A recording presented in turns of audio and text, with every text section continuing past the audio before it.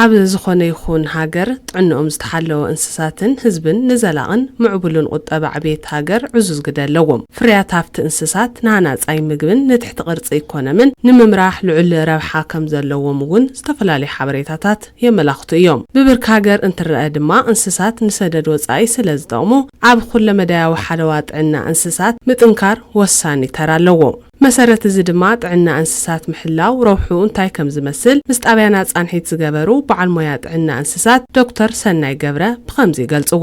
ጽሪ ዝኾነ ምግብን ክንክንን ክግበረለን ከሎ እዚ እዮም ኩሎም ተማሊኦም ክርከቡ ከለው ናይ እንስሳት ጥዕና ኢልና ክንዛረብ ንኽእል ማለት እዩ። ወዲ ሰብ ምስ መነባበሩ ምስ እንስሳት ዘተሓዘው እቲ መነባበሩ ከዓ ምስ እንስሳት ተተሓዘቡ ምዃኑ ከዓ ምስ ጥዕናኡ እውን ተተሓዘ ኩነታት ዘለዎ ታይልና ኣኖስ ንኽእል ወዲ ሰብ ብመሰረቱ ናብ ናይ ዓድና ኩነታት እንኳን ተወሲድናስ እቲ ዝበዝሕ ማሕበረሰብና ብሕርሻ ዘመሓደር ብምዃኑ እንስሳት ንሕርሻ ኣገልግሎት ይጥቀም ከምኡ እውን እንስሳት ንናይ ምግቢ ውሕስናኡ የውዕል ብተወሳኺ ከዓ እንስሳት ንኢኮኖሚያውን ንማሕበራውን ረብሓታት ስለዝውዕል ስለዝጥቀመሎም ኣብቱ ዝጥቀመሎም ኩነታት እንዳሃለወ ግን እቶም እንስሳት ከዓ ክሓሙ ስለዝኽእሉ ካልኣይ እቶም ኣብ እንስሳት ዘሎ ሕማማት ከዓ ናብ ወዲ ሰብ ስለዘመሓላለፉ እንስሳት ጥዕንኦም ንክሕሎ እንኽተሎም መሰረታዊ ጉዳያት ከም ዘለዉ እውን እቶም በዓል ሞያ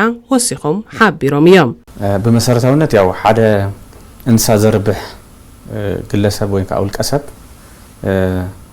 ቅድሚ ናብ ምርባሕ ምሕሳቡ እንታይ የልዮም ዝብል ግንዛቤ ክሕዝ ኣለዎ። ብመሰረቱ እንስሳት ልክዕ ንወዲ ሰብ ከምቶም ዘልይዎ መሰረታዊ ነገራት እቶም መሰረታዊ ነገራት ንብሎም ኣገዳሲ ይኸውን እንስሳት ማለት እዩ። ሓደ ዝነብሩሉ ቦታ የልዮም እንካ ንሕና መፅለሊ ንብሎ ማለት እዩ። ካልኣይ ፅሩይ ዝኾነ ዝስተ ማይ የልዮም። ብሳልሳይ መንገዲ ቀለብ የልዮም። ተቀለብ ከዓ ዝተመጣጠነ ቀለብ ንጥዕንኦም ክሕሉ ዝኽእል ቀለብ የልዮም።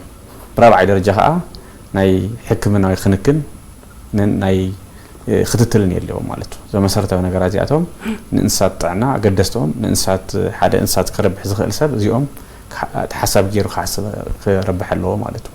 ጥዕና እንስሳትን ጥዕና ደቂ ሰባትን ብኸመይ ይተኣሳሰሩ?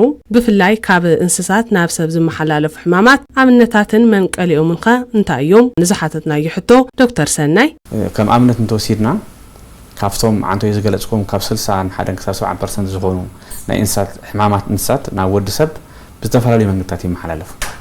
ንኣብነት ተወሲድና ካብቶም ዋና ንብሎም ከም ሕማም ዕብደት ከልቢ ወይ ከዓ ረቢስ ንብሎ ካልኣይ ከዓ ናይ ብሩሶሎሲስ ዝበሃል ከዓ ኣሎ ሕማም ምስ ኣላሕሚ ተታሒዙ ናይ ምጭንጋፍ ወይ ከዓ ናይ ምምርዓን ዘስዕብ ሕማም እውን ኣሎ። ካልኣይ ተወሲድና ናይ እንስሳት ቲቢ ንብሎ ኣሎ ወይ ከዓ ሳምባ ናይ እንስሳት ሳምባ ነቀርሳ ንብሎ ኣብ ሰብ ከዓ ናይ ሰብ ሳምባ ነቀርሳ ንብሎ ሕማም ማለት እዩ። ካልእ እውን በዓል ኢቦላ ተወሲድና በዓል ዞም ሓደሽቲ ሕማማት ዝመፁ ዘለዉ ኩሎም መበገሲኦም እንስሳቶም። ስለዚ ኣብ እንስሳት ዝስራሕ ናይ ጥዕና ስራሕ ኣብ ወዲ ሰብ እውን ናይ ጥዕና ምሕላው ኩነታት ተተሓፅኦ ማለት እዩ። ስለዚ ወዲ ሰብ ሓደ ብዘለዎ ምስቶም እንስሳት ብዘለዎ ረኽቢ እቶም ሕማማት ክረኽቦ ይኽእሉ።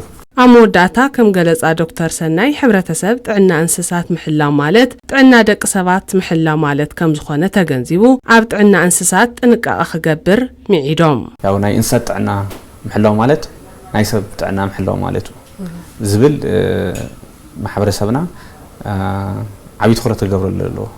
ምክንያቱም ናይ እንስሳት ጥዕና እንድሕር ሓሊና ካብ እንስሳት ንረኽቦም ረብሓታት ኩሎም ናይ ሰብ ጥዕና ስለዝሕሉ ብናይ ምግቢ ውሕስና እንተኢልና ናይ ሕርሻ ግልጋሎት እንድሕር ኢልና ናይ ኢኮኖሚ ረብሓ እንድሕር ኢልና ካልኣይ ከዓ እቶም ካብ እንስሳት ናብ ሰብ ዝመሓላለፉ ሕማማት ኣብ ምክልኻል እንድሕር ኢልናስ እዞም ዓብዪ ረብሓታት ስለንረክብ ናይ እንስሳት ጥዕና ምሕላው ማለት ናይ ወዲ ሰብ ወይ ከዓ ናይ ባዕልኻ ወይ ከዓ ናይ ማሕበረሰብካ ጥዕና ምሕላው ምዃኑ ተገንዚቡ ዓብዪ ትኹረት ሂቡ ክሰርሕ ኣለዎ ዝብል መልእኽቲ ዘለኒ።